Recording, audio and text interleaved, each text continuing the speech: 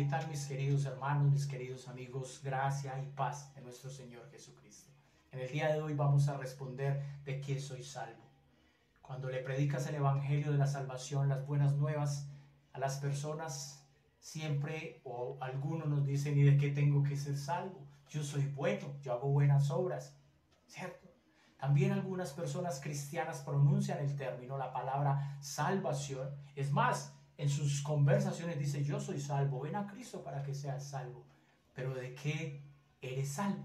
Vamos a mirar para que nos quede un poco más claro de qué somos salvos.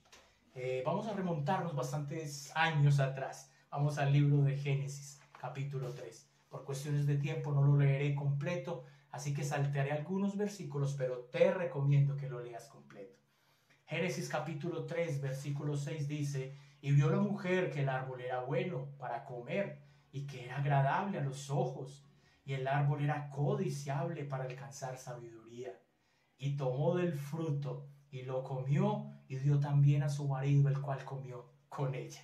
Transgredieron la ley, pecaron, se rebeldizaron contra Dios. Y esto traería una consecuencia muy grave. Recuerda que cuando ellos pecaron no fueron a buscar a Dios en arrepentimiento. Es Dios quien viene a buscarlos a ellos. Entonces, cuando Dios viene al huerto a buscarlos, ellos están escondidos. Y le dice en el versículo 16: a la mujer le dijo Dios: multiplicaré en gran manera los dolores de tu preñez. Con dolor darás a luz tus hijos, y tu deseo será para tu marido, y él se enseñoreará de ti. Y al hombre le dijo, versículo 17: por cuanto obedeciste a la voz de tu mujer y comiste del árbol que te mandé diciendo que no comieras de él, maldita será la tierra por tu causa, y con dolor comerás de ella todos los días de tu vida. En el versículo 24 dice: entonces Dios expulsó fuera al hombre y puso al oriente del huerto del Edén querubines y una espada encendida que se revolvía todos los días para guardar el camino del árbol de la vida. Vamos a centrar nuestra concentración en la palabra expulsar. Ellos pecaron, ellos transgredieron la ley, ellos violaron el mandamiento. Por lo tanto, iban a recibir una consecuencia. Y aquí hay una figura que nos dice que fueron echados o que fueron expulsados. Me inquieté por buscar esta palabra en el hebreo, y es la palabra S-A-L-A-J, salak, que traduce expulsar, sacar, retirar, quitar de un lugar. Esa palabra nos va a mostrar que realmente hemos sido expulsados por causa del pecado del reino de los cielos, del reino de Dios. Todo pecado trae consecuencias, pero los pecados que traemos y que cargamos, de los cuales no nos hemos arrepentido y no le hemos entregado o los hemos justificado por la obra de Jesucristo, tendrán que ser declarados o tendremos que ser llevados ante el tribunal de Cristo Jesús. Ahora vamos a mirar este contexto. Dios siempre ha aplicado misericordia, Dios siempre ha aplicado amor. Hay personas de hecho que pecan y pecan y pecan y parece que no pasa nada. No te puedo decir cuándo, pero te lo aseguro que un día Dios no podrás burlarte más de Él. No podrás seguirte burlando de Dios. Llegará el día en que Dios tomará tus cuentas, Dios te llevará a juicio. Y esos pecados traen consecuencias funestas. Dios pudo haber matado a Adán y Eva, haberlos fulminado, pero Dios siempre deja una segunda opción. En el libro de Romanos capítulo 5 versículo 12 dice de la siguiente manera: por tanto, como el pecado entró en el mundo por un hombre, y por el pecado la muerte, así la muerte pasó a todos los hombres, por cuanto todos pecaron. Quiero que tengas en cuenta la palabra todos. No hay excepción, que este o aquel, ni siquiera los hombres de la Biblia. Dios es tan justo que permitió que en la Biblia quedaran escritos los pecados, los errores, las faltas hasta de sus más grandes siervos, y podemos decirles grandes. Grande solo es Cristo. Aún permitió esto porque Dios aplicaría justicia. Dios aplicaría aún propiciación por los pecados. Entonces lo que tenemos que entender es que la palabra pecado, cuya raíz es amartía, la amartiología es la doctrina que estudia todo lo concerniente al pecado, y figurativamente, o sea, la figura es errar al blanco. Piensa en la figura de un arquero con su flecha, debe pegar en el blanco. En la actualidad le decimos diana, o en los círculos militares le dicen la diana. Cuando no pega ahí, eso es errar. Entonces, eso es fallar, es equivocarse. Eso mismo es el pecado, es transgredir una ley, es equivocarnos, es fallar. Es transgredir los mandamientos de la ley de Dios como están establecidos. Ahora, deberá de surgirnos una pregunta para resolver una disculpa de la gente. ¿Y por qué debo hacer esto? ¿Y por qué debo hacer aquello? Si Dios es quien te lo está diciendo, Dios tiene suficientes argumentos para decirte no hagas tal cosa o vete por este camino.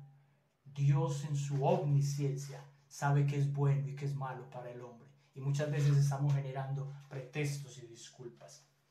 Ahora, para mirar en el libro de Romanos, para complementar la idea de qué vamos a ser salvados, dice Romanos capítulo 3 versículo 23: por cuanto todos pecaron y están destituidos de la gloria de Dios. No sé si te has sentido muy orgulloso por pertenecer a alguna institución, alguna empresa, alguna fundación, y cuando te retiran de allí pierdes todos los beneficios. Estás destituido de esa institución. Hasta conozco el contexto, en algunas partes ni puedes volver a entrar a esas instalaciones. Ahora piensa qué duro debe ser destituido de la familia de Dios, perderte de su oferta, de su salvación, de su reino, de tener comunión con Él. Eso debe cuestionarnos y debe dolernos. Libro de Romanos capítulo 6 versículo 23 dice: porque la paga del pecado es muerte, mas la dádiva de Dios es vida eterna en Cristo Jesús, Señor nuestro. La paga del pecado. Cuando tú transgredes la ley, recibes una consecuencia. Incumple las normas de tránsito y verás cómo te llega la notificación a tu celular, a tu correo, que tienes una multa por pagar. Cuando tú violas las normas o las reglas de una empresa, de la sociedad, de un lugar público, tienes que pagar esa consecuencia. No vas a huir siempre. Es a lo que yo me refería ahora. Creemos que vamos a escapar del juicio de Dios o que nos vamos a burlar de Dios. No, tarde que temprano tendremos que comparecer ante el tribunal. La palabra pecado, que es errar en el blanco, produce muerte. Y la muerte produce separación con Dios.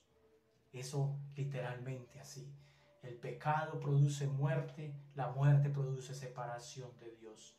Ahora, libro de Apocalipsis capítulo 20, versículos del 11 al 15. Leo rápidamente, dice: y vi un gran trono blanco, y al que estaba sentado en él, y delante de él huyeron la tierra y el cielo, y no hubo lugar para ellos. El versículo 12 dice: y vi a los muertos, escucha, a los muertos grandes y pequeños, de pie ante Dios, y los libros fueron abiertos, y otro libro fue abierto, el cual es el libro de la vida, y fueron juzgados los muertos por las cosas que estaban escritas en los libros según sus obras. Según sus obras. El versículo 15 dice: y el que no se halló inscrito en el libro de la vida fue lanzado al lago de fuego y azufre.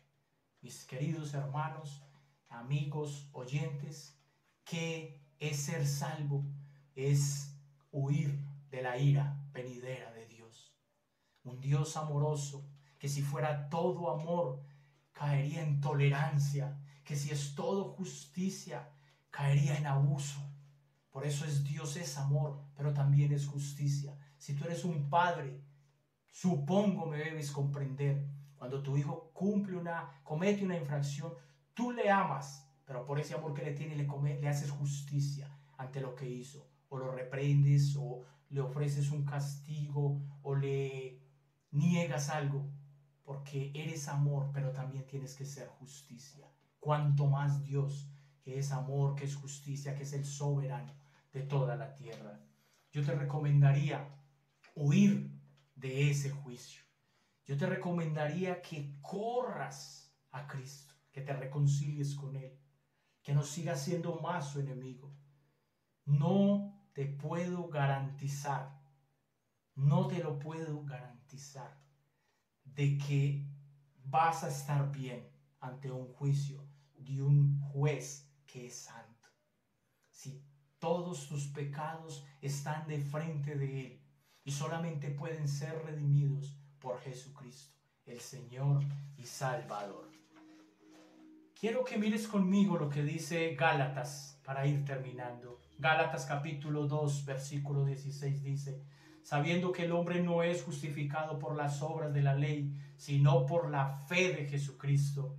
Nosotros también hemos creído en Jesucristo para ser justificados por la fe de Cristo y no por las obras de la ley, ya que por las obras de la ley nadie, escuche, nadie será justificado.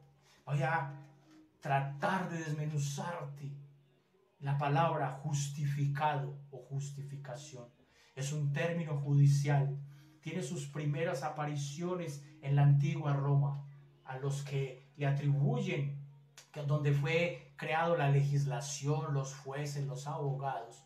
Pero escuché a otro autor decir que aún culturas y civilizaciones más antiguas ya tenían el concepto de justicia, de disciplina, de defensa. Entonces, prácticamente lo que quiere decir justificado es lo siguiente, dice, es salvar, librar, favorecer, quitar las consecuencias a alguien mediante mediante argumentos, testigos, documentos, etc.